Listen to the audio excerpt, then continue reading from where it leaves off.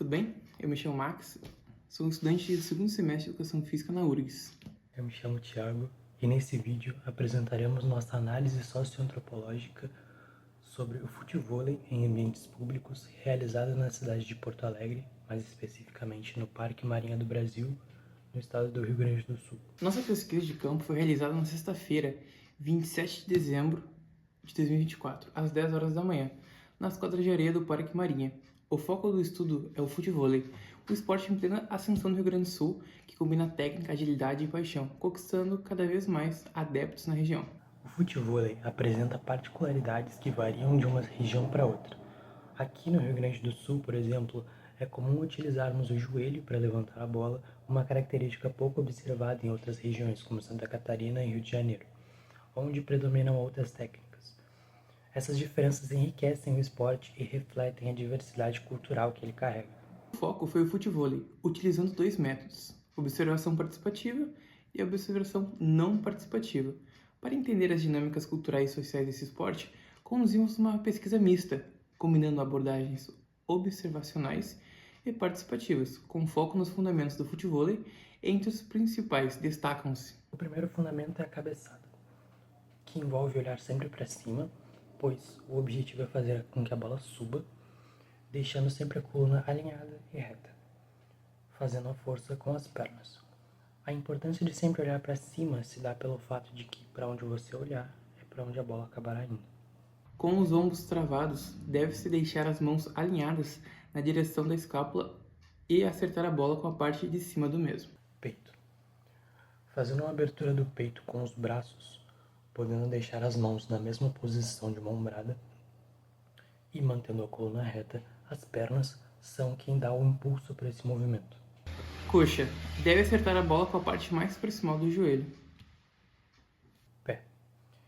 Envolve geralmente uma batida chapada, que seria com a parte interna do pé, ou um chute com o peito de pé, com a parte superior dele.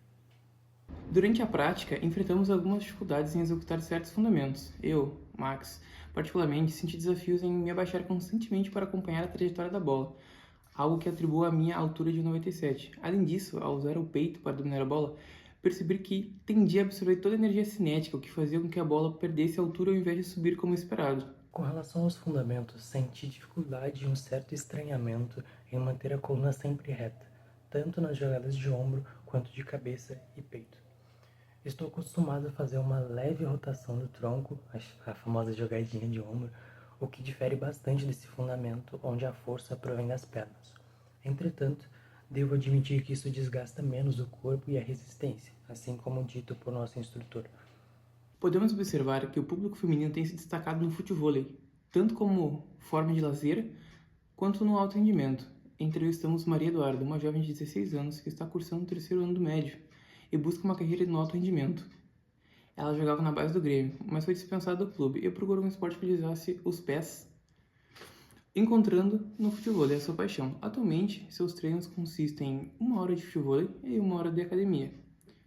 Residente no bairro Sarandi, Maria Eduarda vem de uma família envolvida no crossfit, mas iniciou no futevôlei, inspirada por sua treinadora, a campeã da região sul, Emily Ribeiro. Muri, como preferia ser chamado, foi o treinador responsável por nossa aula de fundamentos básicos no futevôlei. Ele tem 34 anos e mora nas proximidades do bairro Shopping. Muri também dá aulas na AABB, Associação Atlética do Banco do Brasil, e, para seus treinos no parque, ele se desloca até a praça do Parque Marinha com os materiais para suas aulas, utilizando seu skate, mostrando sua dedicação e seu estilo de vida prático. Ele mora em Porto Alegre, mas passou parte da sua vida em Santa Catarina, onde foi apresentado ao futevôlei por amigos. Atualmente, quase todos os finais de semana, ele viaja para Santa Catarina para participar de campeonatos ou simplesmente encontrar seus amigos. Ele destaca que, no Rio Grande do Sul, o futevôlei, por ser considerado um esporte relativamente novo, enfrenta dificuldades para obter patrocínios suficientes, o que prejudica quem busca se tornar um atleta de alto rendimento. Já em Santa Catarina, a situação é diferente, com vários patrocinadores apoiando o esporte, o que permitiu até mesmo a criação da chamada Liga Gold, ou Liga Ouro, na qual ele se qualificou como instrutor de futevôlei. Separamos uma matéria do site que observou os mesmos fatos que nós. a matéria do site Jornalismo IESB.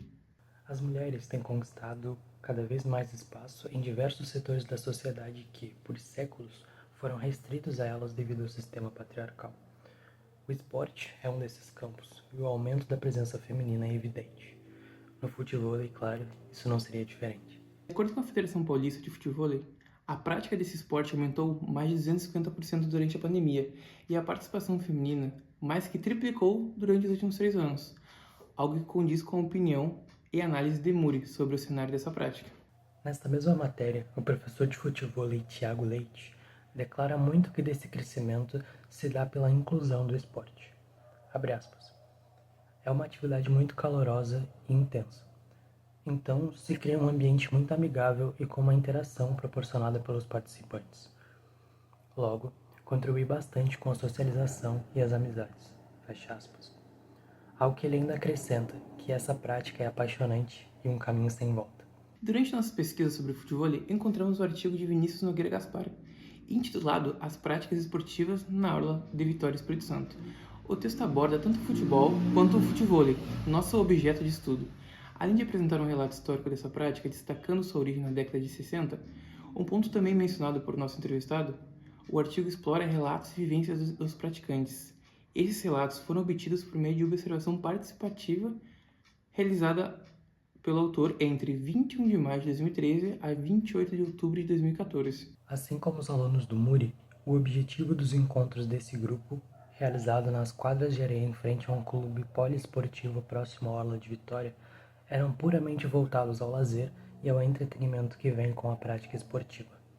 Entretanto, o artigo pouco fala da participação feminina nesse esporte, talvez por se tratar de um texto de 2019, o que poderia nos levar a questionar se a prática ainda não havia se difundido tanto, mas sinceramente duvido que este seja o caso.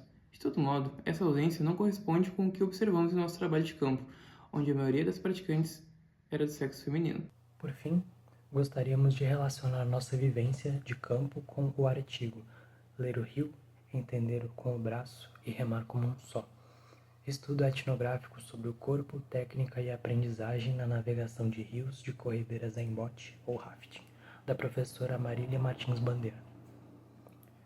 Em um de seus relatos sobre a realização desse estudo, ela mencionou sua surpresa ao se deparar com a realidade do que ela imaginava ser o rafting, como sendo um esporte de aventura, mas que era calmo e que dependia muito do companheirismo e da boa relação entre os ocupantes do bote para descer as tumultuosas corredeiras.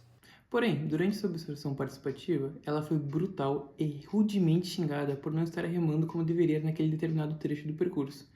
Experienciamos e observamos algo semelhante, visto que esperávamos um jogo mais irreverente e até levemente hostil, típico da ideia de resenha, ou brincadeira se preferir, que essa atividade nos transmitia. Porém, fomos tratados por Muri, em seus ensinamentos sobre os fundamentos, com o máximo de respeito, simpatia e paciência, apesar de repetidos erros da nossa parte. Nessa imagem, você pode ver a quadra montada pelo próprio Muri, onde o observamos dar suas aulas e onde ele nos apresentou os fundamentos do futevôlei. Aqui, tanto os acessórios para auxiliar no treino, quanto a rede e as próprias linhas demarcadoras na areia são do próprio Muri. Aqui, como podem ver, tem uma imagem minha, do Thiago e do Muri. O Muri não aparenta, mas ele tem 34 anos. Quando eu vi ele primeiramente, eu pensava que ele tinha uns 18, no máximo 21 anos. Mas não. E ele tem um corpo assim bem atlético. Claro, ele é um professor de futebol. E logo após a gente fazer os fundamentos básicos do futebol, a gente bateu essa foto para guardar como recordação. Já nesta imagem, a atleta acabara de dar um toque de chapa com a bola. E essa, de blusa roxa no canto direito da imagem, é Emily Ribeiro, a campeã regional do Sul, citada com orgulho diversas vezes por nossos entrevistados, coordenando o treino das atletas na imagem.